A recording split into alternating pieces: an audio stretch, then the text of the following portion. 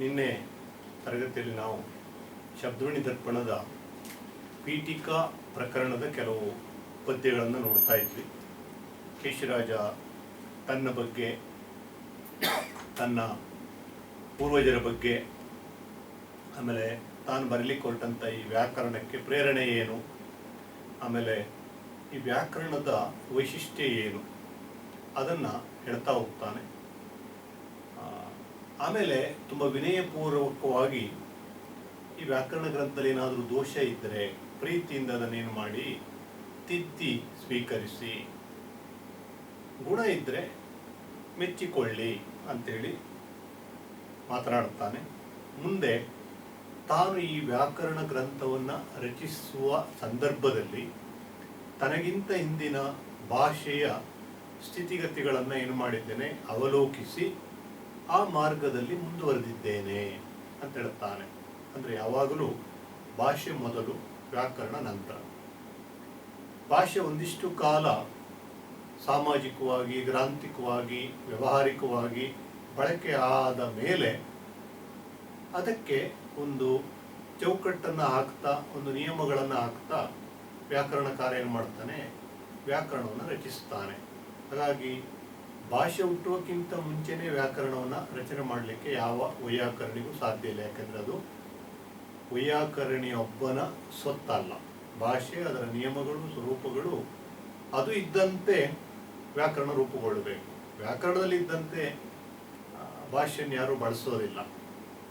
ಜನ ಭಾಷೆಯನ್ನು ಹೇಗೆ ಬಳಸ್ತಾರೆ ಎನ್ನುವುದರ ಮೇಲೆ ಯಾವುದೋ ಒಂದು ಹಂತದಲ್ಲಿ, ಕಾಲಘಟ್ಟದಲ್ಲಿ ವೈಯಾಕರಣ ಏನು ಮಾಡ್ತಾನೆ, ಅದಕ್ಕೊಂದು ನಿಯಮಗಳನ್ನು ರೂಪಿಸ್ತಾನೆ. ಆ ನಿಯಮಗಳು ಕೂಡ ಕಾಲಾನುಕಾಲಕ್ಕೆ ಏನಾಗ್ತಾ ಇರ್ತದೆ, ಬದಲಾಗ್ತಾ ಇರ್ತದೆ. ಅಂದರೆ ಒಂದು ಕಾಲಘಟ್ಟದ ನಂತರ, ಒಂದಿಷ್ಟು ವರ್ಷಗಳ ನಂತರ ಅಥವಾ ಒಂದಿಷ್ಟು ಕಾಲಘಟ್ಟದ ನಂತರ ಅದರ ಲಕ್ಷಣಗಳಲ್ಲಿ ಒಂದಿಷ್ಟು ಸಾಮಾನ್ಯವಾದ ಸಂಗತಿಗಳು ತಜ್ಞನಿಗೆ, ಭಾಷೆಯನ್ನು ಸೂಕ್ಷ್ಮವಾಗಿ ಅವಲೋಕನ ಮಾಡುವಂಥ ವ್ಯಕ್ತಿಗೆ ಗೋಚರ ಆಗ್ತಲ್ಲ, ಅದನ್ನಿಟ್ಕೊಂಡು ವ್ಯಾಕರಣ ಗ್ರಂಥ ರಚನೆ ಆಗ್ತದೆ. ಮತ್ತು ವ್ಯಾಕರಣ ಗ್ರಂಥದಲ್ಲಿ ಸೂಚಿತವಾಗುವಂಥ ನಿಯಮಗಳಿಗೆ ಉದಾಹರಣೆಗಳನ್ನು ನಾವು ಜನರ ಭಾಷೆಯಿಂದಲೇ ಕೊಡಬೇಕು. ಇವತ್ತು ಆಧುನಿಕ ಭಾಷಾ ವಿಜ್ಞಾನಿಗಳು ಏನು ಮಾಡ್ತಾರೆ, ಮೌಖಿಕವಾದಂಥ ಜನರ ಆಡು ಭಾಷೆಯಿಂದ ಕೂಡ ಉದಾಹರಣೆಗಳನ್ನು ಕೊಡ್ತಾರೆ. ಆದರೆ ಸಾಂಪ್ರದಾಯಿಕ ವ್ಯಾಕರಣ ಗ್ರಂಥಗಳಲ್ಲಿ ಆ ಗ್ರಂಥ ರಚನೆ ಆಗ್ತಾ ಇದ್ದ ಕಾಲಕ್ಕಿಂತ ಹಿಂದಿನ ಗ್ರಂಥಸ್ಥ ಭಾಷೆಯ ಉದಾಹರಣೆಗಳನ್ನು ಬಳಸ್ಕೊಳ್ತಾ ಇದ್ದನ್ನು ನಾವು ಕಾಣ್ತೇವೆ. ಕೇಶಿರಾಜ ಕೂಡ ಇಲ್ಲಿ ತನ್ನ ಪೂರ್ವ ಕವಿಗಳ, ಗ್ರಂಥಕಾರರ ಕೃತಿಗಳನ್ನು ಸಾಕಷ್ಟು ಏನು ಮಾಡಿದ್ದಾನೆ, ಅಧ್ಯಯನ ಮಾಡಿದ್ದಾನೆ. ಉದಾಹರಣೆಯಾಗಿ, ಲಕ್ಷಣವಾಗಿ, ತಾನು ಹೇಳಿದ ನಿಯಮಗಳಿಗೆ ಅನ್ವಯವಾಗಿ ಅವುಗಳನ್ನು ಬಳಸ್ಕೊಂಡಿದ್ದಾನೆ. ಅದನ್ನು ಒಂದು ಸೂತ್ರದಲ್ಲಿ ಅವನು ಹಿಡಿದಿಡುತ್ತಾನೆ. ಗಜಗನ, ಗುಣನಂದಿಯ, ಮನಸಿಜನ, ಅಸಗನ, ಚಂದ್ರಭಟ್ಟ, ಗುಣವರ್ಮ, ಶ್ರೀವಿಜಯರ, ಪೊನ್ನನ, ಪಂಪನ, ಸುಜನೋತ್ತಂಸನ, ಸುಮಾರ್ಗವು ಇದರೊಳಗೆ ಲಕ್ಷ್ಯಂ.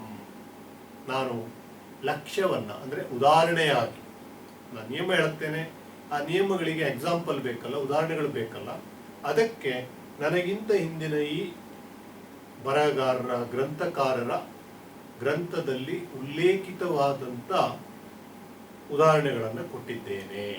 ಅಂದರೆ ಆ ಕಾಲಕ್ಕೆ ಮಾರ್ಗ ಪರಂಪರೆಯಲ್ಲೇನೆ ಭಾಷೆಯನ್ನು ಅಧ್ಯಯನ ಮಾಡುವ, ಅದರ ಸರಿತಪ್ಪುಗಳನ್ನು ವಿವೇಚಿಸುವಂಥ ಒಂದು ಕ್ರಮ ಇತ್ತು. ರಾಜನ ಆಸ್ಥಾನದಲ್ಲಿ ಅಧಿಕೃತವಾಗಿ ಕವಿ ಅಂತ ಮನ್ನಣೆಗೆ ಪಾತ್ರನಾದ ವ್ಯಕ್ತಿ ಬಳಸ್ತಾ ಇದ್ದಂಥ ಭಾಷೆ, ಅವನು ಗ್ರಂಥದಲ್ಲಿ ರಚಿಸಿದಂಥ ಭಾಷಿಕ ರಚನೆಗಳು, ಇವು ಮುಂದಿನ ವೈಯಾಕರಣಿಗಳಿಗೆ ಏನಾಗಿದ್ವು, ಆಧಾರವಾಗಿದ್ದು, ಪ್ರಮಾಣವಾಗಿದ್ದು. ಅದಕ್ಕಾಗಿ ಇಲ್ಲಿ ತಾನು ಇವರೆಲ್ಲರ ಕೃತಿಗಳನ್ನು ಅವಲೋಕನ ಮಾಡಿ ಅವರು ಹೇಗೆ ಭಾಷೆಯನ್ನು ಬಳಸಿದಾರೋ ಆ ನಿಯಮಗಳನ್ನು ನಾನೇನು ಮಾಡಿದ್ದೇನೆ, ನನ್ನ ವ್ಯಾಕರಣ ಗ್ರಂಥದಲ್ಲಿಯೂ ಕೂಡ ಅಳವಡಿಸ್ಕೊಂಡಿದ್ದೇನೆ. ಅಂದರೆ ತಾನು ಅವರಿಗಿಂತ ಶ್ರೇಷ್ಠ, ಅವರು ತಪ್ಪು ಕ್ರಮದಲ್ಲಿ ಭಾಷೆಯನ್ನು ಬಳಸಿದ್ದಾರೆ, ನಾನು ವೈಯಾಕರಣಿಯಾಗಿ ಅವರ ತಪ್ಪುಗಳನ್ನು ತಿದ್ದುತ್ತಾ ಇದ್ದೇನೆ, ಈ ಅಹಂಭಾವ ಯಾಕಂದರೆ ಶಾಸ್ತ್ರಕಾರರಿಗೆ ಕಾವ್ಯ ಅಥವಾ ಸಾಹಿತ್ಯದ ಯಾವುದೋ ಪ್ರಕಾರಗಳನ್ನು ಬರಿತಾ ಇದ್ದಂಥವರ ಭಾಷೆಗಿಂತ ತಮ್ಮದು ಪ್ರಬುದ್ಧವಾದದ್ದು, ಶುದ್ಧವಾದದ್ದು ಎನ್ನುವಂಥ ಏನಿರ್ತದೆ, ಭ್ರಮೆ ಇರ್ತದೆ. ಆದರೆ ಜನಮನ್ನಣೆಗೆ ಪಾತ್ರರಾದಂಥ, ಜನಮಾನಸದಲ್ಲಿ ಚಿರಸ್ಥಾಯಿಯಾಗಿ ನಿಲ್ಲುವಂಥ ಕೃತಿಗಳನ್ನು ಕೊಟ್ಟಂಥ ಒಬ್ಬ ಜನಪ್ರಿಯ ಲೇಖಕ ಅಥವಾ ಕವಿ ನನಗೆ ಮಾದರಿ, ನಾನು ಆ ಮಾದರಿಯಲ್ಲಿ ಮುಂದುವರೆದಿದ್ದೇನೆ ಅಂತ ಹೇಳುವ ಒಂದು ವಿನಯಶೀಲತೆ ಕೇಶಿರಾಜನಲ್ಲಿ ಇಲ್ಲೂ ಕೂಡ ನಾವು ಕಾಣುತ್ತೇವೆ. ಗಜಗನ, ಗುಣನಂದಿಯ, ಮನಸ್ಸಿಜನ ಇವರೆಲ್ಲ 13ನೇ ಶತಮಾನಕ್ಕಿಂತ ಹಿಂದೆ ಆಗಿ ಹೋದಂಥ ಕವಿಗಳು. ಅಂದರೆ ನಾನು ಹಿಂದಿನ ಕ್ಲಾಸ್ನಲ್ಲಿ ಹೇಳಿದಾಗೇನೆ ಇಲ್ಲಿರುವ ಅನೇಕ ಕವಿಗಳ ಹೆಸರನ್ನ ಕವಿ ಚರಿತ್ರೆಕಾರರು ಕೂಡ ಉಲ್ಲೇಖಿಸ್ತಾರೆ, ಆದರೆ ಅವರ ಕಾವ್ಯ ಕೃತಿಗಳು ನಮಗೆ ಸಿಕ್ಕಿಲ್ಲ. ಅಸಗನ ನೋಡಿ, ಚಂದ್ರಭಟ್ಟ, ಗುಣವರ್ಮ ಇವರ ಕೃತಿಗಳು ನಮಗೆ ಲಭ್ಯ ಇಲ್ಲ. ಶ್ರೀ ವಿಜಯ ಕವಿರಾಜ ಮಾರ್ಗವನ್ನು ಬರೆದವನು, ಇದು ಕೂಡ ಒಂದು ಒಳ್ಳೆಯ ಆಧಾರ. ಯಾಕೆಂದರೆ ಕವಿರಾಜ ಮಾರ್ಗದ ರಚನೆ ನೃಪತುಂಗನಿಂದ ಆಯಿತು ಅಂತ ಹೇಳುವಂಥ ಒಂದು ವಾದ ಇತ್ತು ಒಂದು ಕಾಲಕ್ಕೆ. ಆಮೇಲೆ ಇಲ್ಲ, ನೃಪತುಂಗನ ಆಸ್ಥಾನ ಕವಿಯಪ್ಪ ಶ್ರೀ ವಿಜಯ. ಶ್ರೀ ವಿಜಯನು ನೃಪತುಂಗ ದೇವಾನುಮತಮಪ್ಪ ಕೃತಿಯಂ ಅಂತೇಳಿ ಉಲ್ಲೇಖ ಮಾಡ್ತಾನೆ. ನೃಪತುಂಗ ರಾಜನಿಂದ ಅನುಮತಿ ಪಡೆದು ತಾನು ಇದನ್ನು ರಚಿಸಿದೆ ಅಂತ ಹೇಳುತ್ತಾನೆ. ಅದು ಅನೇಕ ಸಂದರ್ಭದಲ್ಲಿ ಏನಾಯಿತು, ಗೊಂದಲಕ್ಕೆ ಕೂಡ ಕಾರಣ ಆಯಿತು. ನೃಪತುಂಗನೇ ಕವಿರಾಜ ಮಾರ್ಗ ಬರದ ಅಂತೇಳಿ ಕೆಲವರು ವಾದ ಮಾಡಿದ್ರು. ನಾನು ಯಾಕೆ ಹೇಳ್ತಾ ಇದ್ದೇನೆ ಅಂತ ಹೇಳಿದ್ರೆ, ಇಲ್ಲಿ ಕೇಶಿರಾಜ ಕೂಡ ಶ್ರೀ ವಿಜಯನನ್ನ ಉಲ್ಲೇಖಿಸ್ತಾನೆ. ಶ್ರೀ ವಿಜಯ ಬರೆದಂಥ ಪ್ರಸಿದ್ಧವಾದಂಥ ಲಾಕ್ಷಣಿಕ ಗ್ರಂಥ ಅಂತಂದರೆ ಕವಿರಾಜ ಮಾರ್ಗ. ಪೊನ್ನನ, ಪಂಪನ ಇವರ ಕೃತಿಗಳೆಲ್ಲ ಸಿಕ್ಕಿದೆ. ಪಂಪನಂತೂ ನಾವು ಆದಿಕವಿ ಅಂತಲೇ ಗುರುತಿಸಿದ್ದೇವೆ. ಸುಜನೋತ್ತಂಸನ, ಸುಮಾರ್ಗಂ ಅವರು ಹಾಕಿಕೊಟ್ಟ ಸುಮಾರ್ಗ, ಒಳ್ಳೆಯ ಭಾಷಾ ಬಳಕೆಯ ಒಂದು ಕ್ರಮ ಇದೆಯಲ್ಲ, ಆ ಕ್ರಮದ ಉದಾಹರಣೆಗಳನ್ನೇ ನಾನು ನನ್ನ ನಿಯಮಗಳಿಗೆ ಸಮರ್ಥನೆಯಾಗಿ ಇಲ್ಲಿ ಕೊಟ್ಟಿದ್ದೇನೆ. ಹಾಗಾಗಿ ನನಗೆ ಈ ವ್ಯಾಕರಣಕ್ಕೆ ನನಗಿಂತ ಪೂರ್ವಜರಾದಂಥ ಈ ಎಲ್ಲ ಕವಿಗಳ ಭಾಷಾ ಬಳಕೆ ಏನಿದೆ, ಒಂದು ಪ್ರಮಾಣ ಅಥವಾ ಒಂದು ಆಧಾರ ನನ್ನ ವ್ಯಾಕರಣ ಮತ್ತು ನಾನು ರೂಪಿಸಿದಂಥ ನಿಯಮಗಳಿಗೆ ಅವು ಇದೆ, ಸಾಕ್ಷಿಯಾಗಿ ಇದೆ ಅಂತೇಳಿ ಸಮರ್ಥನೆ ಮಾಡಿಕೊಳ್ಳುತ್ತಾನೆ. ಆಮೇಲೆ ಪ್ರಾಸಚ್ಛಂದೋನ್ವಯ ವಿನ್ಯಾಸದ ಅಂತಿಂತು ಶಬ್ದಂ ಇರ್ಕುಂ. ಪ್ರಾಸ ಛಂದೋನ್ವಯ ವಿನ್ಯಾಸದಿಂ ಅಂತಿಂತು ಶಬ್ದಂ ಇರ್ಕುಂ. ವೃತ್ತಿವ್ಯಾಸಂ ತದ್ವ್ಯಾಕುಲಂ ಎಂದ್ ಆ ಸೂತ್ರಕ್ ಅರ್ಥವೃತ್ತಿ ವರ್ತಿಸೆ ಪೇರ್ದೆಂ. ನಾನಿಲ್ಲಿ ಏನು ಮಾಡಿದ್ದೇನೆ ಅಂತ ಕೇಳಿದ್ರೆ, ಪ್ರಾಸ, ಛಂದಸ್ಸು ಅವುಗಳ ವಿನ್ಯಾಸಕ್ಕನುಗುಣವಾಗಿ ಇಲ್ಲಿನ ಸೂತ್ರಗಳನ್ನು ರಚನೆ ಮಾಡಿದ್ದೇನೆ. ನಾನು ಹಿಂದಿನ ತರಗತಿಯಲ್ಲೇ ಹೇಳಿದೆ, ಕಂದ ಪದ್ಯದಲ್ಲಿ ಇಡೀ ಶಬ್ದಮಣಿ ದರ್ಪಣದಂಥ ಶಾಸ್ತ್ರ ಗ್ರಂಥವನ್ನು, ವ್ಯಾಕರಣ ಗ್ರಂಥವನ್ನು ಕೇಶಿರಾಜ ರಚನೆ ಮಾಡಿದ. ಹಾಗಾಗಿ ಒಂದು ಶಾಸ್ತ್ರ ಗ್ರಂಥಗಳಲ್ಲಿ ಸ್ಪಷ್ಟವಾಗಿ ಗೊಂದಲ ಇಲ್ಲದಂತೆ, ಅರ್ಥಕ್ಕೆ ಅನುಮಾನಗಳು ಎಡೆಕೊಡದಂತೆ ಹೇಳಬೇಕು ಅಂತಾದರೆ ಗದ್ಯದಲ್ಲಾದರೆ ಹೇಳಬಹುದು. ಪ್ರಾಸ, ಛಂದಸ್ಸು, ಲಯ ಏನು ಈ ಕಂದ ಪದ್ಯದ ರೀತಿಯಲ್ಲೇ ಅದನ್ನು ಜೋಡಿಸಬೇಕಾದ್ರಿಂದ ಒಂದು ಸಾರಿ ಅರ್ಥ ಸಂಕೀರ್ಣತೆ, ಗೊಂದಲಗಳಲ್ಲ, ಸಂಕೀರ್ಣತೆ ಉಂಟಾಗಬಹುದು. ಛಂದಸ್ಸಿನ ನಿಯಮಕ್ಕನುಗುಣವಾಗಿ ನಾನು ಕರ್ತೃ ಕರ್ಮ ಕ್ರಿಯಾಪದಗಳನ್ನು ಏನು ಮಾಡ್ತೇನೆ, ಸ್ವಲ್ಪ ಕ್ರಮಬದ್ಧತೆ ತಪ್ಪಿ ಕೂಡ ಬಳಸದ್ದಿದೆ. ಯಾಕಂದರೆ ಕಾವ್ಯಕ್ಕೆ ಲಯ ಬೇಕು, ಅದಕ್ಕೆ ಅದರದ್ದೇ ಆದ ಶೈಲಿ ಬೇಕು ಅಂದ್ಕೊಂಡು ಗದ್ಯವನ್ನು ನಾವೇನು ಮಾಡ್ತೇವೆ, ಮುರಿದು ಕಟ್ತೇವೆ. ಇದಕ್ಕೆ ಕಾವ್ಯದಲ್ಲಿ ಸ್ವಾತಂತ್ರ್ಯ ಕೂಡ ಇದೆ, ಪೊಯೆಟಿಕ್ ಲೈಸೆನ್ಸ್ ಅಂತ ಹೇಳ್ತೇವೆ. ಕಾವ್ಯ ಸ್ವಾತಂತ್ರ್ಯ ಅಂದರೆ ಲಯ, ಪ್ರಾಸ, ಛಂದಸ್ಸಿಗೆ ಅನುಗುಣವಾಗಿ ಕೆಲವನ್ನು ನಾವೇನು ಮಾಡ್ತೇವೆ, ನೇರವಾಗಿ ಹೇಳೋದಿಲ್ಲ, ಅದನ್ನು ಅಧ್ಯಾಹಾರ ಅಂದರೆ ಅದು ಇದೆ ಅಂತ ತಿಳ್ಕೊಂಡು ಬಿಡ್ತೇವೆ.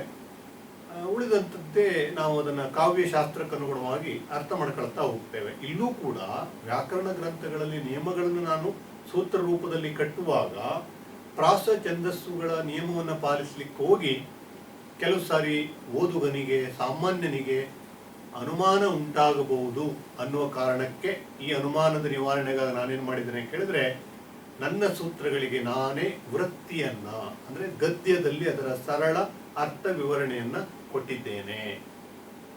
ಅದನ್ನು ನೀವು ಓದ್ಕೊಂಡ್ಬಿಟ್ರೆ ಈ ಕಂದ ಪದ್ಯದಲ್ಲಿ ಸೂತ್ರ ರೂಪಿಯಾಗಿ ನಾನು ಹೇಳಿದಂತ ವ್ಯಾಕರಣದ ನಿಯಮಗಳು ನಿಮ್ಗೆ ಏನಾಗ್ತದೆ, ಸ್ಪಷ್ಟ ಆಗ್ತದೆ. ಪ್ರಾಸ ಛಂದೋನ್ವಯ ವಿನ್ಯಾಸದಿಂ ಅಂತಿಂತು ಶಬ್ದಂ ಇರ್ಕುಂ. ಪ್ರಾಸ ಛಂದಸ್ಸುಗಳ ವಿನ್ಯಾಸಕ್ಕಾಗಿ ಶಬ್ದಗಳು ಆಚೆ ಈಚೆ ಆಗಬಹುದು. ಅಂತಿಂತು ಕರ್ತೃಕರ್ಮ ಕ್ರಿಯಾಪದಗಳು ಗದ್ಯ ವಾಕ್ಯದಲ್ಲಿ ಹೇಗಿರ್ತದೋ ಕಾವ್ಯದಲ್ಲಿ ಹಾಗಿರೋದಿಲ್ಲ. ನೋಡಿ, ಈಗ ಬಣ್ಣದ ತಗಡಿನ ತುತ್ತೂರಿ ಕಾಸಿಗೆ ಕೊಂಡನು ಕಸ್ತೂರಿ, ಪ್ರಾಸಬದ್ಧವಾಗಿ ಕವಿ ಬರೆಯುವಾಗ ಹೀಗೆ ಬರೆಯುತ್ತಾನೆ. ಇದು ಗದ್ಯದಲ್ಲಿ ಹೇಳುವಾಗ ಬಣ್ಣದ ತಗಡಿನ ತುತ್ತೂರಿ ಕಾಸಿಗೆ ಕೊಂಡನು ಕಸ್ತೂರಿ, ಒಂದು ಬಣ್ಣದ ತಗಡಿನ ತುತ್ತೂರಿಯನ್ನು ಕಸ್ತೂರಿಯು ಕಾಸಿಗೆ ಕೊಂಡುಕೊಂಡನು.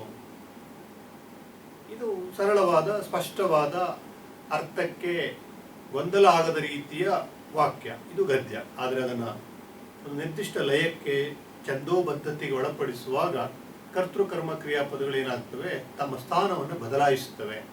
ಹಾಗೆ ಬದಲಾಯಿಸುವುದರಿಂದ ನಮಗೆ ಗದ್ಯದಷ್ಟು ಸ್ಪಷ್ಟ ನೇರ ಅರ್ಥಗಳು ಕೆಲವೊಮ್ಮೆ ಆಗದೇ ಇರಬಹುದು.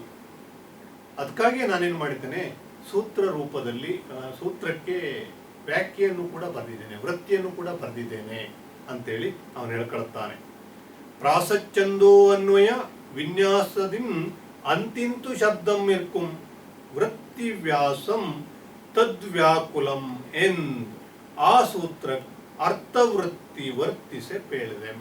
ಅದಕ್ಕಾಗಿ ಅದನ್ನು ನೀವು ಅರ್ಥೈಸುವಲ್ಲಿ ವ್ಯತ್ಯಾಸ ಉಂಟಾಗಬಹುದು ಅನ್ನುವ ನನ್ನ ಕಳಕಳಿಯಿಂದ ನಾನೇನು ಮಾಡಿದ್ದೇನೆ, ಅದು ವ್ಯಾಕುಲ ಅಂದ್ರೆ ನಿಮ್ಗೆ ತೊಡಕ ಆಗ್ತದೆ ಅನ್ನುವ ಕಾರಣಕ್ಕೆ ಆ ಸೂತ್ರ ಅರ್ಥವೃತ್ತಿ ವರ್ತಿಸೆ ಪೇಳಿದೆಂ. ಅರ್ಥ ಸ್ಪಷ್ಟತೆ ಉಂಟಾಗುವಂತೆ ಅದಕ್ಕೇನು ಮಾಡಿದ್ದೇನೆ, ವೃತ್ತಿಯನ್ನ ಬರೆದಿದ್ದೇನೆ. ತಿಳಿಯಾಗಿ ಅದನ್ನು ಗದ್ಯ ರೂಪದಲ್ಲಿ ಸಂಕ್ಷಿಪ್ತವಾಗಿ ನಾನು ಸೂತ್ರದಲ್ಲಿ ಏನು ಹೇಳಿದ್ದೇನೆ ಎನ್ನುವುದನ್ನು ಕೆಳಗಡೆ ವೃತ್ತಿ ಎನ್ನುವ ಹೆಸರಿನಲ್ಲಿ ಟಿಪ್ಪಣಿಯ ರೂಪದಲ್ಲಿ ಕೊಟ್ಟಿದ್ದೇನೆ ಅಂತ ಹೇಳುತ್ತಾನೆ. ಆಮೇಲೆ 7ನೆಯ ಸೂತ್ರ ಪೀಠಿಕೆಯ ಪದ್ಯದಲ್ಲಿ ಜನಂ ಅಂಗೀಕರಿಪುದೇನೆ. ಜನ ನನ್ನ ಈ ವ್ಯಾಕರಣ ಗ್ರಂಥವನ್ನ ಅಂಗೀಕರಿಸಬೇಕು.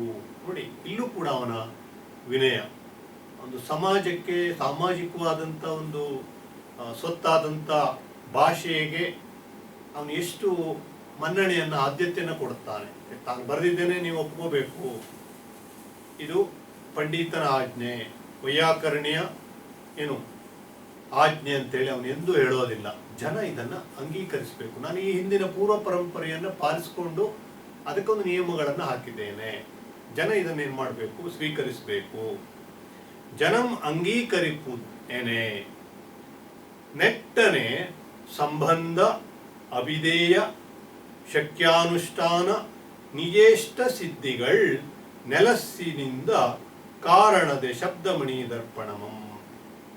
ನನ್ನ ಶಬ್ದಮಣಿ ದರ್ಪಣದಲ್ಲಿ ತನ್ನ ಕಾಲದಲ್ಲಿ ವ್ಯಾಕರಣಶಾಸ್ತ್ರಜ್ಞರು ಪಾಲಿಸಬೇಕಾದಂಥ ಕೆಲವು ನಿಯಮಗಳಿದ್ದು, ವ್ಯಾಕರಣ ಬರೆಯುವಾಗ ಹೀಗೆ ಹೀಗೆ ಹೀಗೆ ನಿಯಮಗಳನ್ನು ಪಾಲಿಸಬೇಕು. ಯಾರು? ಸ್ವತಃ ವೈಯಾಕರಣಿ.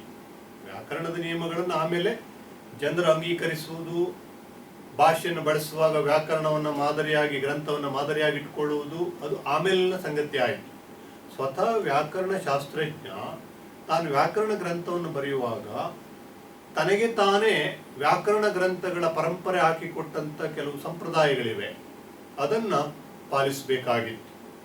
ಯಾಕೆಂದರೆ ಆ ಕಾಲದ ಗ್ರಾಂಥಿಕವಾದಂಥ ಒಂದು ರಚನೆ ಅಂತಂದರೆ ಅದು ವಿದ್ವಾಂಸರ ಮತ್ತು ರಾಜರ ಮಹಾರಾಜರ ಮನ್ನಣೆಗೆ, ಅವರ ಅನುಮತಿಗೆ ಒಳಪಟ್ಟೆ ನಡಿಬೇಕಾದಂಥ ಒಂದು ಕಾರ್ಯ ಆಗಿತ್ತು. ಇದರಾಗಿ ಮುಕ್ತವಾದಂಥ ಏನಿರಲಿಲ್ಲ, ಕೃತಿ ರಚನೆಯ ಸ್ವಾತಂತ್ರ್ಯ ವೈಯಾಕರಣಿಗಾಗಲಿ ಕವಿಗಳಿಗಾಗಲಿ ಇರಲಿಲ್ಲ. ಅದು ಕೇಶರಾಜನ ಕಾಲದ ಒಂದು ವಾಂಗ್ಮಯ ಪ್ರಪಂಚದ ಒಂದು ಏನು ವಸ್ತುಸ್ಥಿತಿ. ಅದಕ್ಕಾಗಿ ಅವನು ಹೇಳ್ತಾನೆ, ಜನಂ ಅಂಗೀಕರಿಪುದೇನೆ, ನನ್ನ ಈ ವ್ಯಾಕರಣ ಗ್ರಂಥವನ್ನು ಜನರು ಸ್ವೀಕರಿಸಬೇಕು. ನಾನು ಇದರಲ್ಲಿ ಏನು ಮಾಡಿದ್ದೇನೆ, ಸಂಬಂಧ, ಅಭಿಧೇಯ, ಶಕ್ಯಾನುಷ್ಠಾನ ಇವೆಲ್ಲ ವ್ಯಾಕರಣ ಶಾಸ್ತ್ರಕ್ಕೆ ಸಂಬಂಧಪಟ್ಟಂತ ಪರಿಭಾಷೆಗಳು. ಸಂಬಂಧ, ಅಭಿಧೇಯ, ಆಮೇಲೆ ಶಕ್ಯಾನುಷ್ಠಾನ,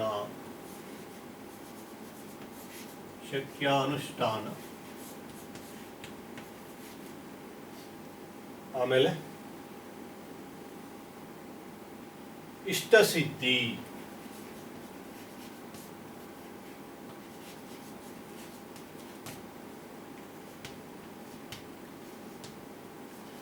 ಈ 4 ನಿಯಮಗಳನ್ನು ಸ್ವತಃ ವೈಯಾಕರಣಿಗಳು ತಮಗೆ ತಾವೇ ಏನ್ ಮಾಡಬೇಕಾಗಿತ್ತು, ತಮ್ಮ ವ್ಯಾಕರಣ ಗ್ರಂಥದಲ್ಲಿ ಪಾಲಿಸಬೇಕಾಗಿತ್ತು. ಇಲ್ಲಿ ಸಂಬಂಧ ಅಂದ್ರೆ ಏನು?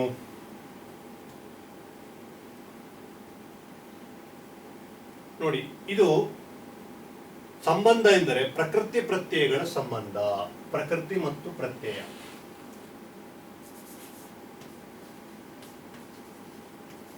ಪ್ರಕೃತಿ ಪ್ರತ್ಯಯ, ಆಮೇಲೆ ಲಕ್ಷ್ಯ ಲಕ್ಷಣ,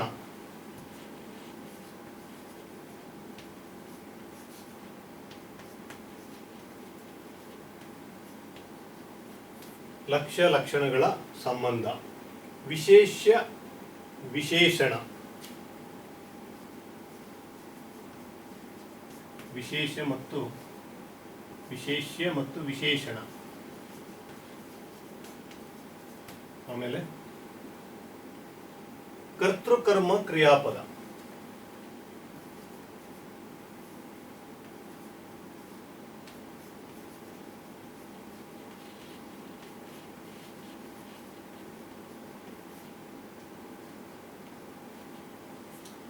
ಇವುಗಳ ಸಂಬಂಧ ವ್ಯಾಕರಣ ಗ್ರಂಥದಲ್ಲಿ ಸರಿಯಾಗಿರಬೇಕೆನ್ನುವುದು ಆ ಕಾಲದ ನಿಯಮಗಳಾಗಿತ್ತು.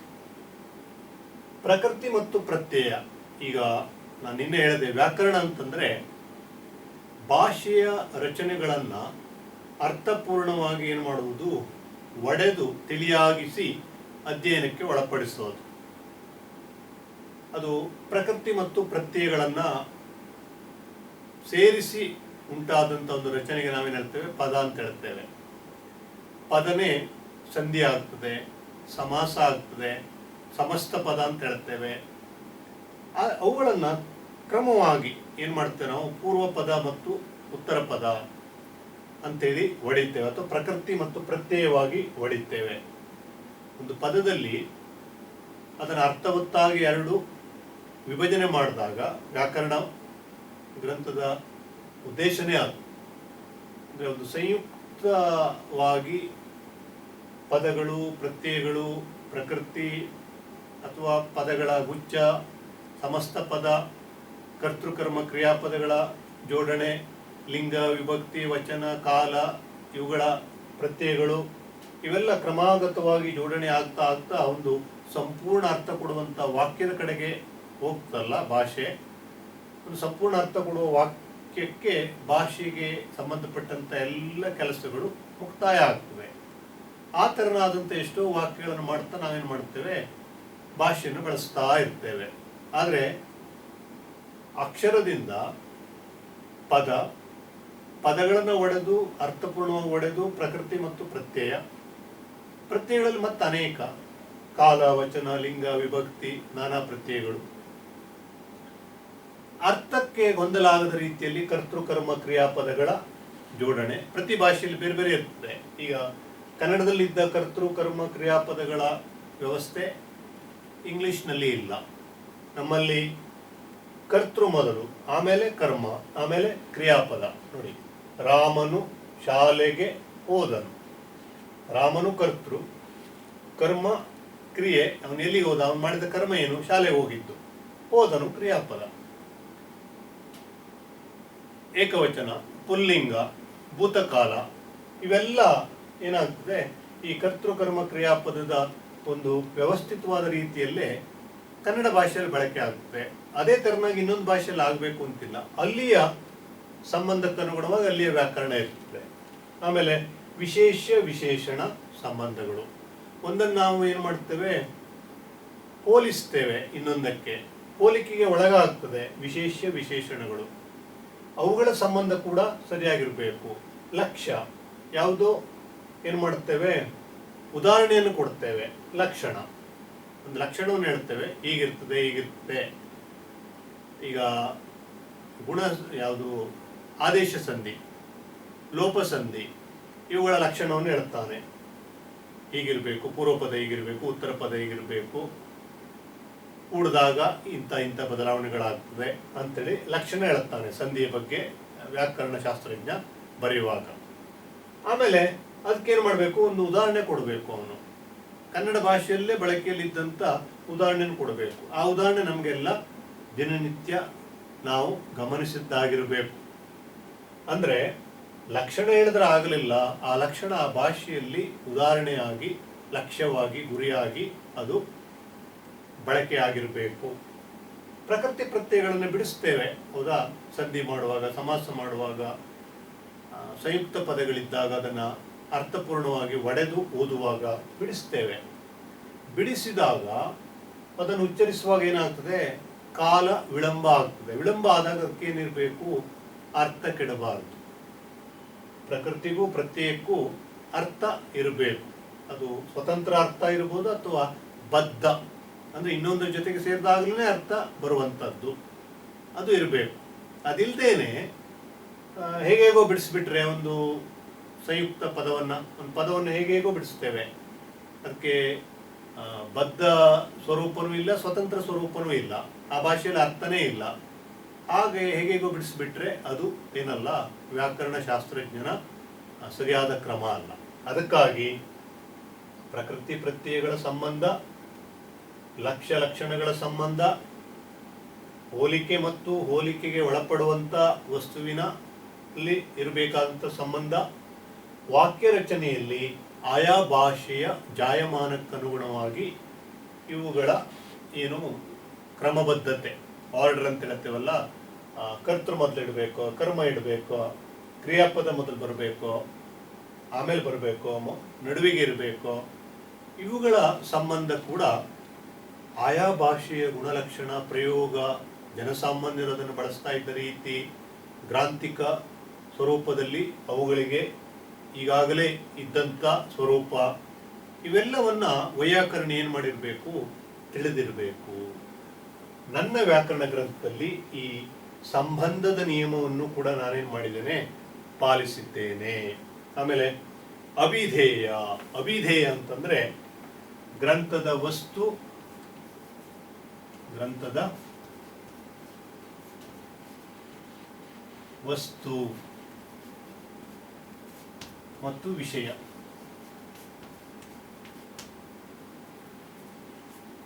ಅಂದ್ರೆ ಈ ಗ್ರಂಥಕ್ಕೆ ನಾವು ಏನ್ ಮಾಡ್ತೇವೆ, ವ್ಯಾಕರಣ ಅಂತ ಕರಿತೇವೆ. ಶಬ್ದಮಣಿ ದರ್ಪಣ ವ್ಯಾಕರಣ ಗ್ರಂಥ, ಇದು ಅದಕ್ಕಿರುವಂತ ಅಭಿಧೇಯ ಹೆಸರು.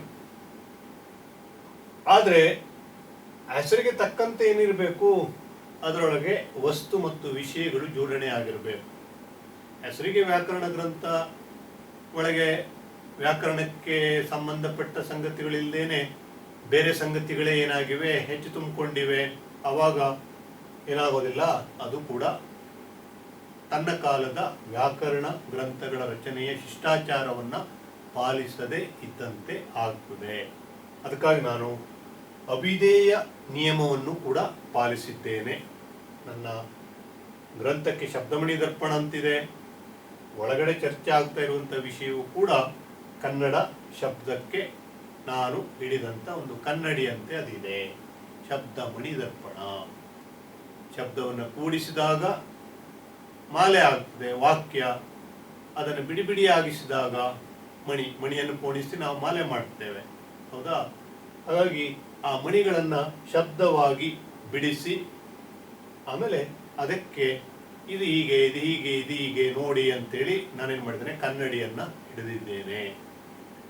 ಹಾಗಾಗಿ ನಾನು ಕೊಟ್ಟ ಅಭಿಧೇಯ ಶೀರ್ಷಿಕೆಗೂ ತಲೆಬರಹಕ್ಕೂ ಒಳಗೆ ನಾನು ಪ್ರಸ್ತಾಪಿಸಿದ ವಿಷಯಕ್ಕೂ ವಸ್ತುವಿಗೂ ಏನಿದೆ ಸಂಬಂಧ ಇದೆ. ಆಮೇಲೆ ಶಕ್ಯಾನುಷ್ಠಾನ ಅಂದರೆ ನಾ ಹಾಕಿದ ನಿಯಮವನ್ನ, ವೈಯಾಕರಣಿ ಹಾಕಿದ ನಿಯಮವನ್ನ ಸ್ವತಃ ಪಾಲನೆ ಮಾಡೋದು.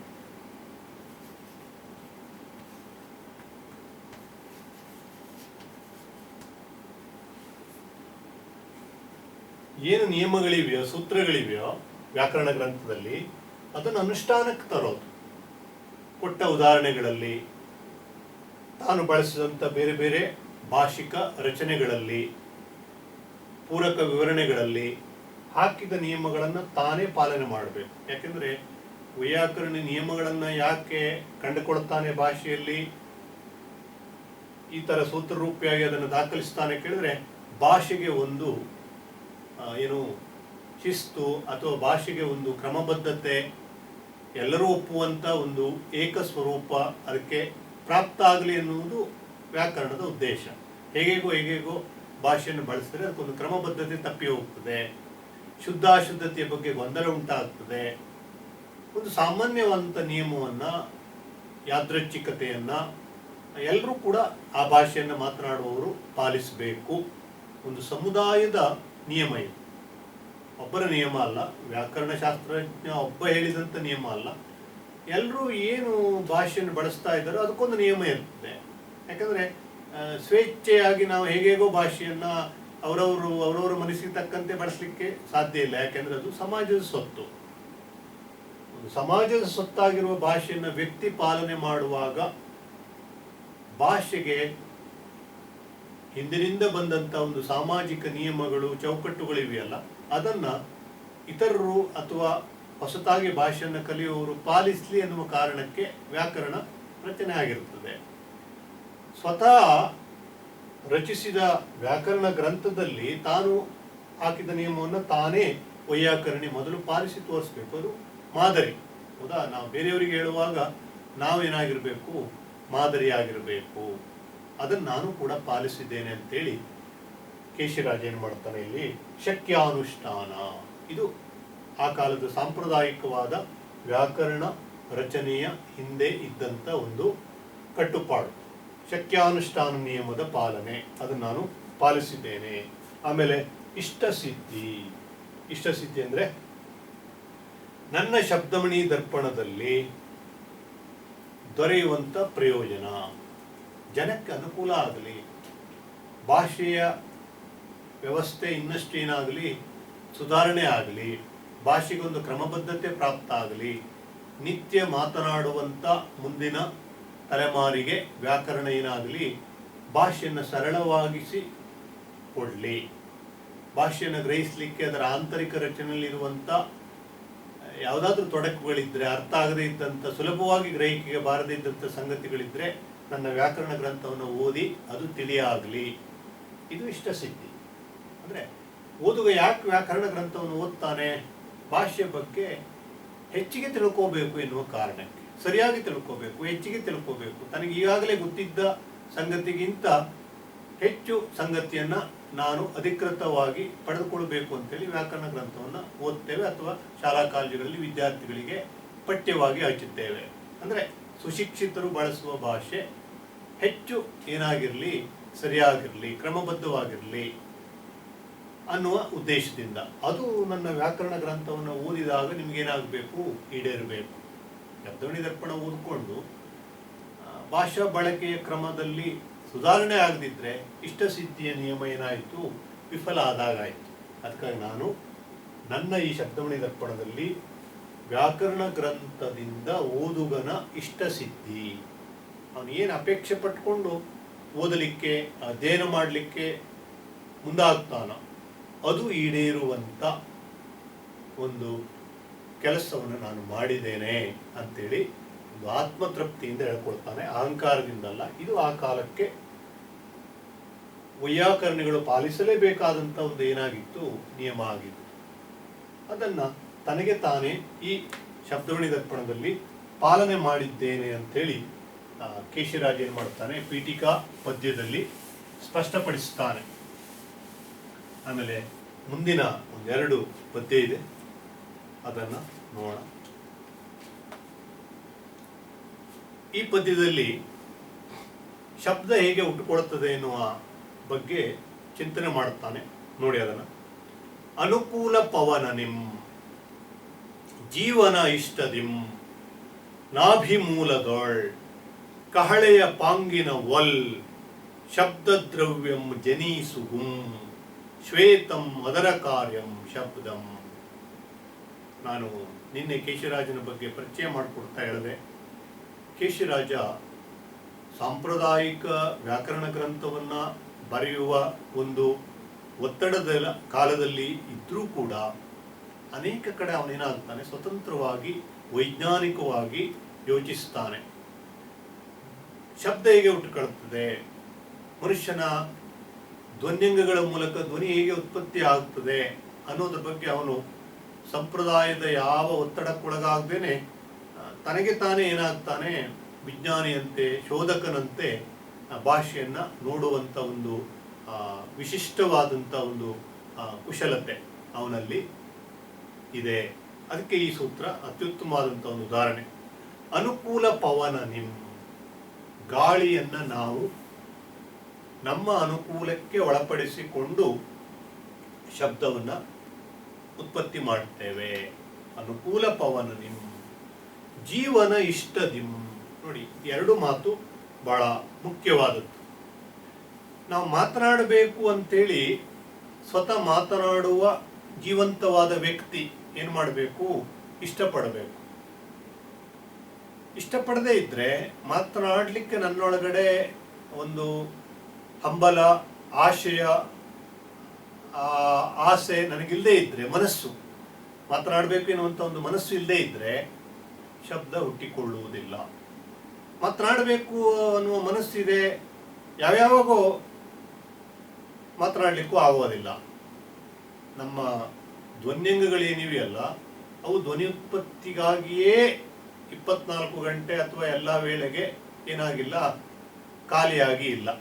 ಅವಕ್ಕೆ ಬೇರೆ ಬೇರೆ ಮುಖ್ಯ ಕೆಲಸಗಳಿವೆ. ಈಗ ನೋಡಿ, ಗಂಟಲಿನಿಂದ ತುಟಿಯವರೆಗೆ ಬೇರೆ ಬೇರೆ ಧ್ವನ್ಯಂಗಗಳು ಧ್ವನಿ ಉತ್ಪಾದನೆಯಲ್ಲಿ ಭಾಷೆಯ ಬಳಕೆಗೆ ನೆರವಾಗ್ತವೆ. ಈ ಧ್ವನಿ ಉತ್ಪಾದನೆಯ ಅಂಗಗಳು ಮಾತನಾಡಲಿಕ್ಕಾಗೇನೆ ಮನುಷ್ಯನಿಗೆ ಏನಿಲ್ಲ, ದೊರೆತಿಲ್ಲ. ಅವು ಬೇರೆ ಕೆಲಸದಲ್ಲಿ ಇವೆ. ಮುಖ್ಯವಾಗಿ ಉಸಿರಾಟ ಕ್ರಿಯೆಯಲ್ಲಿ ಅವು ಬಳಕೆ ಆಗ್ತಾ ಇವೆ. ಮತ್ತೆ ಆಹಾರ ಸೇವನೆಗೆ ಅವುಗಳನ್ನು ನಾವು ಬಳಸ್ತೇವೆ. ತುಟಿ ಆಗಲಿ, ಹಲ್ಲಾಗಲಿ, ನಾಲಿಗೆ ಆಗಲಿ, ಗಂಟಲಾಗಲಿ, ಇವೆಲ್ಲ ಆಹಾರ ಸೇವನೆಯ ಮತ್ತು ಉಸಿರಾಟದ ಮಾರ್ಗಗಳು. ಮತ್ತು ಅವುಗಳಲ್ಲಿ ಅವು ನೇರವಾಗಿ ಕೂಡ ಪಾಲ್ಗೊಳ್ತೇವೆ. ಬರೀ ಮಾರ್ಗಗಳಾಗಿ ಕೂಡ ಅಲ್ಲ, ಮೀಡಿಯಾ ಆಗಿ ಅಲ್ಲ, ನೇರವಾಗಿ ಕೂಡ ಪಾಲ್ಗೊಳ್ತೇವೆ. ಹಲ್ಲು ಆಹಾರವನ್ನು ಜಗಿಯಬೇಕು, ನಾಲಿಗೆ ರಸನೆ ರುಚಿಯನ್ನು ಗ್ರಹಿಸಬೇಕು, ಮೆಲುಕು ಹಾಕಬೇಕು. ಹೌದಾ? ಗಂಟಲಿನಿಂದಲೇ ಹಲ್ಲಿನಿಂದ ಜಗೆದಂಥ ಅರ್ಧಮರ್ಧ ಜೀರ್ಣ ಆದಂಥ ಆಹಾರ ದೇಹಕ್ಕೆ ಹೋಗಬೇಕು. ಹಾಗೆಯೇ ಮೂಗು ಉಸಿರಾಟ ಕ್ರಿಯೆಯಲ್ಲಿ ನೇರವಾಗಿ ಪಾಲ್ಗೊಳ್ತಾ ಇರ್ತದೆ. ಉಚ್ಛ್ವಾಸ ಮತ್ತು ನಿಶ್ವಾಸದ ಕ್ರಿಯೆಯಲ್ಲಿ ಅದು ನಿರಂತರವಾಗಿ ತೊಡ್ಕೊಂಡಿರ್ತದೆ. ನಾವು ಮಾತನಾಡುವಾಗ ಆ ಗಾಳಿಗೆ ಏನು ಮಾಡಬೇಕು, ಅನುಕೂಲಕರವಾದಂಥ ಒಂದು ಸಂದರ್ಭ ಯಾವುದು ಅಂತ ನೋಡಬೇಕು. ಅಂದರೆ ಒಂದು ಉಸಿರನ್ನು ನಾವು ಸೇವನೆ ಮಾಡಿಯೋ ಆಘ್ರಾಣಿಸಿಯೋ ಅಥವಾ ಉಚ್ಛ್ವಾಸ ಮಾಡಿಯೋ ಅಥವಾ ನಿಶ್ವಾಸ ಮಾಡಿಯೋ, ಗಾಳಿಯನ್ನು ಒಳಗೆ ತಗೊಂಡೋ ಅಥವಾ ಹೊರಕ್ಕೆ ಬಿಟ್ಟೋ, ಮಧ್ಯದಲ್ಲಿ ಒಂದು ವಿರಾಮ ಇರ್ತಲ್ಲ, ಆ ವೇಳೆಗೆ ನಾವೇನು ಮಾಡ್ತೇವೆ, ಮಾತಿಗಾಗಿ, ಧ್ವನಿ ಉತ್ಪಾದನೆಗಾಗಿ ಈ ಅಂಗಗಳನ್ನು ಬಳಸ್ತೇವೆ. ಆಹಾರ ಸೇವನೆಯ ಅಂಗ ಮತ್ತು ಉಸಿರಾಟದ ಅಂಗಗಳಿಗೆ ನಾವು ಎಕ್ಸ್ಟ್ರಾ ಡ್ಯೂಟಿಯನ್ನು ಕೊಡ್ತೇವೆ. ಅವುಗಳ ಮುಖ್ಯ ಕರ್ತವ್ಯ ಅದು ಆಹಾರ ಸೇವನೆ, ಉಸಿರಾಟ. ಅವುಗಳಿಗೆ ಮಧ್ಯದಲ್ಲಿ ಗ್ಯಾಪ್ ಇರ್ತದಲ್ಲ, ವಿರಾಮ ಇರ್ತದಲ್ಲ, 1 ನಿಮಿಷನೋ 2 ನಿಮಿಷನೋ ವಿರಾಮ ಇರ್ತದಲ್ಲ, ಆವಾಗ ಏನು ಮಾಡ್ತೇವೆ, ಅವುಗಳನ್ನು ಧ್ವನಿ ಉತ್ಪಾದನೆಗೆ, ಭಾಷೆಯ ರಚನೆಗೆ ಅಥವಾ ಬಳಕೆಗೆ ಮೀಸಲಾಗಿಡ್ತೇವೆ. ಅದಕ್ಕಾಗಿಯೇ ನೋಡಿ, ನಾವು ಉಸಿರು ಕಟ್ಟಿಕೊಂಡು ಮಾತನಾಡಲಿಕ್ಕೆ ಆಗೋದಿಲ್ಲ. ಉಸಿರಿನ ನಡುವಿನ ವಿರಾಮದಲ್ಲೇ ಮಾತನಾಡಬೇಕು. ಸಾಮಾನ್ಯವಾಗಿ ವಾಕ್ಯ ಕೂಡ ಒಂದು ಉಸಿರಿಗೆ ಹೇಳುವಂತೆ ಇರ್ತದೆ. ದೀರ್ಘ ವಾಕ್ಯಗಳಿದ್ರೆ ಮತ್ತಲ್ಲೇನಿದೆ, ನಮಗೆ ಚಿಹ್ನೆಗಳನ್ನು ಬಳಸಿ ಅರ್ಧ ವಿರಾಮ, ವಿರಾಮ, ಈ ಥರ ಮಾಡಿ ವಾಕ್ಯಗಳನ್ನು ಹೊಡ್ಕೊಂಡು ನಾವೇನು ಮಾಡ್ತೇವೆ, ಇಡೀ ವಾಕ್ಯವನ್ನು ಆಮೇಲೆ ಉಸಿರು ತಕ್ಕೊಂಡು ಕಂಪ್ಲೀಟ್ ಮಾಡ್ತೇವೆ. ಆಮೇಲೆ ಆಹಾರ ಸೇವನೆಯಲ್ಲಿ ಮಾತನಾಡ್ತಾ ಇದ್ದರೆ ಗಂಟಲಿಗೆ ಸಿಕ್ಕೊಳ್ತದೆ ಆಹಾರ. ಯಾಕೆಂದರೆ ಒಂದೇ ನಾಳಗಳು ಇರೋದ್ರಿಂದ, ದ್ವಾರಗಳಿರೋದ್ರಿಂದ ಅವೆರಡನ್ನೂ ಏಕಕಾಲಕ್ಕೆ ಮಾಡುವಾಗ ಏನಾಗ್ತದೆ, ಅವಕ್ಕೆ ಗೊಂದಲ ಆಗ್ತದೆ. ಹಾಗಾಗಿ ಕಷ್ಟ ಆಗ್ತದೆ ನೋಡಿ. ನಾವು ತಿಂತ ಮಾತಾಡ್ತಾ ಹೋದರೆ ಗಂಟಲಿಗೆ ಆಹಾರದ ಕಣಗಳು ಸಿಕ್ಕಿ ಕೆಮ್ಮು ಬರ್ತದೆ, ನೀರು ಕುಡಿಬೇಕು, ಆಮೇಲೆ ತುಂಬ ಒದ್ದಾಡ್ತೇವೆ. ಅದಕ್ಕಾಗಿ ನೋಡಿ ಅನೇಕರು ಊಟ ಕುಳಿತಾಗ ಮಾತನಾಡೋದಿಲ್ಲ. ಅದು ಧಾರ್ಮಿಕ ವ್ರತವಾಗಿ ಅಂತ ಸ್ವೀಕರಿಸಿದ್ರು ಕೂಡ ಅದರ ಹಿಂದೆ ವೈಜ್ಞಾನಿಕವಾದಂಥ ಏನಿದೆ ತತ್ವ ಕೂಡ ಇದೆ. ಊಟ ಕುಳಿತಾಗ ಆಹಾರ ಸೇವನೆಯಲ್ಲಿ ನಾವು ತೊಡ್ಕೊಂಡಿರ್ತೇವಲ್ಲ, ಅವಾಗ ಮಾತು ಜಾಸ್ತಿ ಆಗ್ತಾ ಬಿಟ್ರೆ, ಆಹಾರ ಸೇವನೆ ಮಾತು ಒಟ್ಟಿಗೆ ಬಂದುಬಿಟ್ರೆ ಗಂಟಲಲ್ಲಿ ಸಿಕ್ಕೊಂಡು ತೊಂದರೆ ಪಡ್ತೇವೆ. ಅದಕ್ಕಾಗಿ ಕೇಶಿರಾಜ ಬಹಳ ಸೈಂಟಿಫಿಕ್ ಆಗಿ ಹೇಳ್ತಾನೆ, ಅನುಕೂಲ ಪವನ ನಿಮ್, ಗಾಳಿಯ ಅನುಕೂಲದ ಸ್ಥಿತಿಗೆ ಅನುಗುಣವಾಗಿ ಗಾಳಿ ಯಾವಾಗ ಉಸಿರಾಡಿಕೊಂಡು ಮತ್ತೆ ಮಾತನಾಡಲಿಕ್ಕೆ ಸಿದ್ಧ ಆಗ್ತದೋ ಆವಾಗ ಜೀವನ ಇಷ್ಟ ನಿಮ್ಮ. ಬರೇ ಉಸಿರಾಟದ ಕ್ರಿಯೆ ಆಯಿತು, ಗ್ಯಾಪ್ ಇದೆ, ಈಗ ಮಾತನಾಡಬೇಕು ಅಂದರೂ ಆಗೋದಿಲ್ಲ. ಅದ್ರ ಬದಲಿಗೆ ಏನು ಮಾಡಬೇಕು, ನಾವು ಇಷ್ಟಪಡಬೇಕು. ಮಾತನಾಡಬೇಕು ಎನ್ನುವುದು ಜೀವದ ಹಂಬಲ ಆಗಿರಬೇಕು, ಜೀವ ಅಪೇಕ್ಷೆ ಪಡಬೇಕು ನೋಡಿ. ಅದಕ್ಕಾಗಿ ನಾವು ಮಾತನಾಡಬೇಕು ಅಂತ ಅನ್ನಿಸಿದ್ರೆ ಮಾತ್ರ ಮಾತನಾಡ್ತೇವೆ, ಇಲ್ಲಿ ಹೋದರೆ ತೆಪ್ಪಗಿದ್ದು ಬಿಡ್ತೇವೆ. ಎಷ್ಟು ದಮ್ಮಯ್ಯ ಜಪ್ಪಯ್ಯ ಅಂದರೂ ಕೂಡ ನಾವು ಅನೇಕ ಸಂದರ್ಭದಲ್ಲಿ ಏನು ಮಾಡ್ತೇವೆ, ವ್ರತಧಾರಿಗಳಂತೆ ಸುಮ್ಮನೆ ನಿಂತು ಬಿಡ್ತೇವೆ. ವ್ರತ ಮಾಡುವವರು ಧಾರ್ಮಿಕ ಕಾರಣಕ್ಕಾಗಿ ಮಾತನಾಡದೇ ಇರ್ತೇವೆ. ನಮ್ಗೆ ಯಾರಿಗೂ ಇಷ್ಟ ಇಲ್ಲಪ್ಪ ಒಬ್ಬರ ಹತ್ರ ಮಾತನಾಡೋದು.